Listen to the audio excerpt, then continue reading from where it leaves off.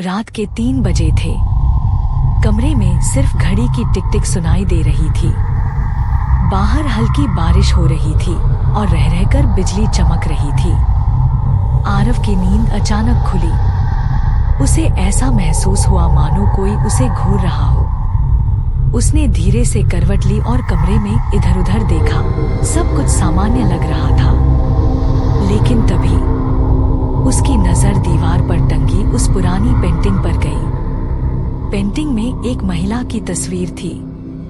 चेहरे पर हल्की मुस्कान, लेकिन आंखों में एक अजीब सी गहराई, कुछ ऐसा जो किसी को भी बेचैन कर दे। आरव ने गहरी सांस ली और तकिए पर सिर रखा। लेकिन जैसे ही उसकी नजर दोबारा पेंटिंग पर गई, महिला की आंखें पहले से ज्यादा गहरी और डरावनी लग रही थी। यह मेरी आंखों का धोखा है या सच में कुछ गड़बड़ है? आरव ने खुद को समझाया कि यह उसका भ्रम होगा। लेकिन तभी पेंटिंग से एक धीमी सी फुसफुसाहट सुनाई दी, मुझे यहाँ से बाहर निकालो। आरव का गला सूख गया। उसकी धड़कनें तेज हो गईं। उसने धीरे से पेंटिंग के करीब जाने की हिम्मत जुटाई, लेकिन जैसे ही उसने फ्लैशलाइट ऑन की, महिला की गर्दन हल्के हल्के मुड़ने लगी और उसकी आंखें अब सीधा आरव की तरफ थी। आरव घबराकर पीछे हटा। उसका दिल जोर जोर से धड़कने लगा। यह क्या बला है? लेकिन इससे पहले कि वह कुछ समझ पाता, कमरे में एक अजीब सी ठंडक फैल गई। क्या यह सिर्फ उसका भ्रम था या कोई अज्ञात शक्ति उसके आसपास थी? आरव ने खुद को समझाने की कोशिश की कि यह सिर्फ उसकी थकान का असर है। यह सिर्फ एक पुरानी पेंटिंग है, कुछ नहीं होगा, उसने खुद से कहा। लेकिन अगले ही पल कमरे की लाइट अचानक जल बुझने लगी। अब वह पूरी तरह डर चुका था। उसने पेंटिंग उतारकर अलमारी में रख दी और सोने की कोशिश करने लगा। पर जैसे ही उसने आंखें बंद की, उसे महसूस हुआ कि कोई बिस्तर के पास खड़ा है। वह धीरे धीरे करवट लेकर देखने ही वाला था कि उसके कानों में किसी के सांस लेने की आवाज आई। आरव झटके से उठ बैठा, लेकिन कमरे में कोई नहीं था। उसका ध्यान अलमारी की ओर गया। वह चौंक उठा। अलमारी का दरवाजा खुला था और पेंटिंग वापस दीवार पर टंगी थी। आरव अब पूरी तरह से घबराने लगा था। यह सब कैसे हो रहा है? यह पेंटिंग खुद से वापस दीवार पर कैसे आ सकती है? उसने हिम्मत जुटाई और पेंटिंग को दोबारा देखा। महिला की आंखें अब पहले से ज्यादा डरावनी और गहरी दिख रही थी। ऐसा लग रहा था जैसे वह कुछ कहना चाह रही हो। तभी कमरे में रखे शीशे में कुछ हलचल हुई। आरव ने जब शीशे में देखा तो उसकी आत्मा तक कांप गई। शीशे में पेंटिंग की महिला अब पीछे खड़ी थी। वह चीखने ही वाला था कि अचानक महिला की परछाई हिलने लगी और धीरे धीरे उसकी ओर बढ़ने लगी। आरव का पूरा शरीर सुन्न हो गया। क्या यह आत्मा सच में इस पेंटिंग में कैद है?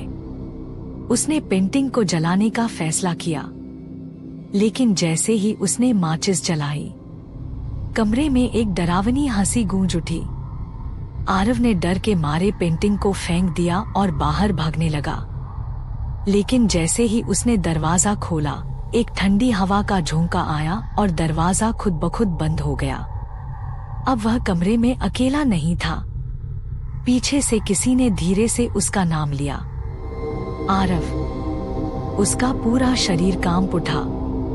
उसने धीरे से पीछे मुड़कर देखा। पेंटिंग की महिला अब कमरे में थी। उसकी आंखों से खून बह रहा था। आरव की सांसें तेज हो गईं। उसने भागने की कोशिश की, लेकिन उसके पैर जड़ हो गए। अब तुम बच नहीं सकते, आत्मा की आवाज उसके कानों में गूंज रही थी। अब आरव के पास एक ही रास्ता था, इस रहस्य को सुलझाना, वरना उसकी मौत निश्चित थी। आरव ने किसी तरह खुद को संभाला और इंटरनेट पर उस पेंटिंग के बारे में जानकारी निकालने लगा। उसे जो पता चला, उससे उसकी रूह कांप गई। यह पेंटिंग 100 साल पुरानी थी और इससे जुड़ा हर मालिक रहस्यमय तरीके से मारा गया था। इस पेंटिंग की महिला कोई आम औरत नहीं थी, बल्कि वो एक श्रापित आत्मा थी जो अपनी हत्या का बदला लेने के लिए लोगों को मार देती थी। आरव ने ठान लिया कि उसे इस आत्मा का सच जानना होगा। अगले दिन वह एक पुराने कब्रिस्तान पहुंचा, जहां उस महिला की कब्र थी। लेकिन जैसे ही उसने कब्र को छुआ, अचानक चारों तरफ चीखों की आवाज गूंज उठी। पीछे से किसी ने उसके कंधे पर हाथ रखा और जब उसने मुड़कर देखा, वही पेंटिंग वाली महिला उसके सामने खड़ी थी और अब वो उसे अपने साथ ले जाने आई थी। आरव अब पूरी तरह हार चुका था। उसकी आंखों से आंसू बहने लगे। कृपया मुझे छोड़ दो, उसने कांपती आवाज में कहा। लेकिन महिला की आंखों में सिर्फ बदले की आग थी। मुझे इंसाफ चाहिए। मैं तुम्हें छोड़ दूंगी अगर तुम मेरी हत्या का राज खोल सको। अब आरव के पास कोई और रास्ता नहीं था।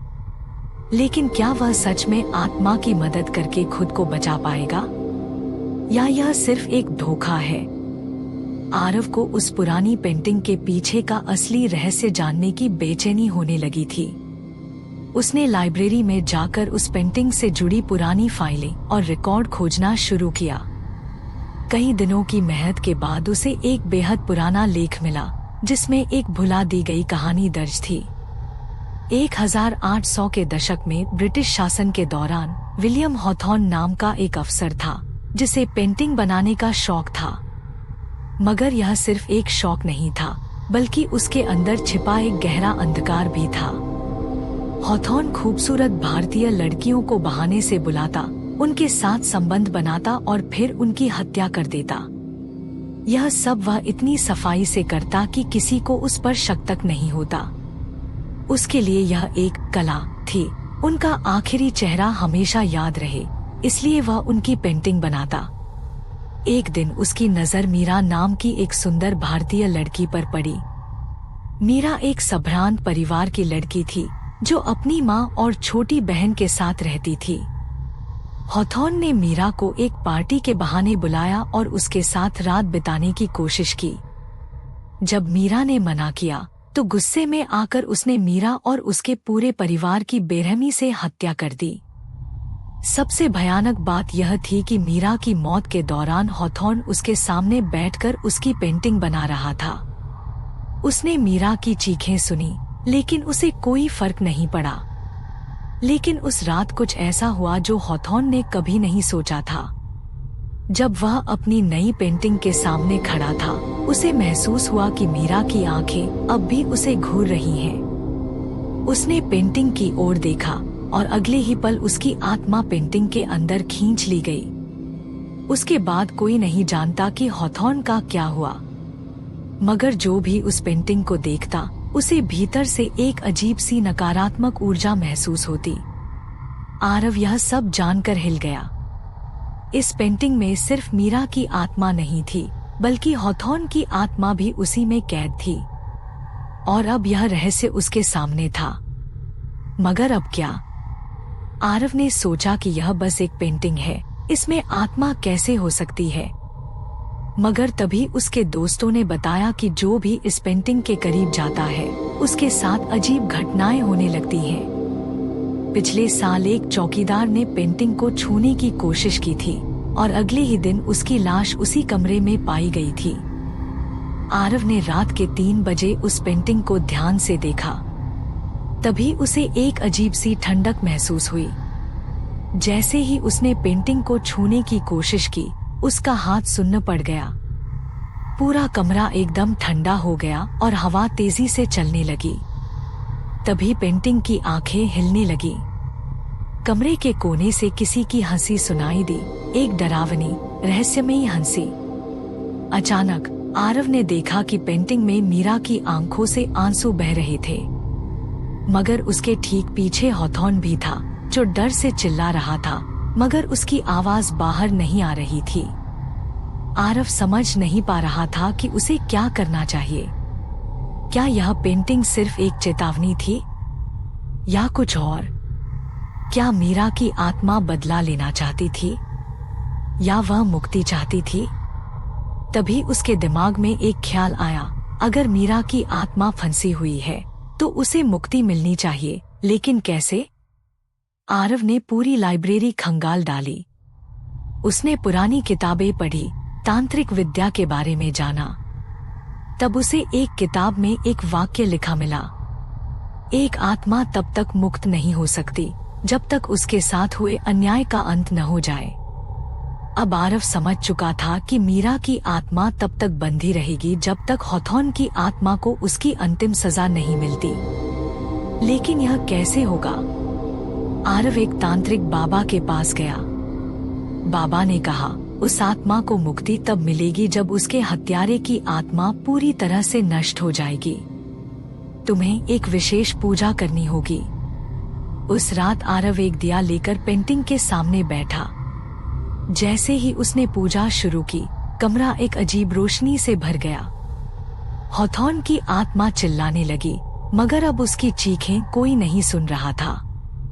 धीरे धीरे उसकी आत्मा जलने लगी, जैसे कोई पुराने पाप जल रहे हों। और फिर एकदम शांति छा गई। आरव ने पेंटिंग की तरफ देखा। अब वहां सिर्फ एक खाली कैनवास था। मीरा की तस्वीर गायब हो चुकी थी। उसकी आत्मा को आखिरकार मुक्ति मिल चुकी थी। मगर जब आरव वापस मुड़ने लगा, तभी उसने एक हल्की सी आवाज सुनी, धन्यवाद। मीरा की आवाज। क्या आरव ने सच में एक आत्मा को मुक्ति दिलाई थी, या यह सब बस एक सपना था? अगर आपको यह कहानी रोमांचक लगी तो इसे लाइक करें, शेयर करें और ऐसी और कहानियों के लिए हमारे चैनल को सब्सक्राइब करें।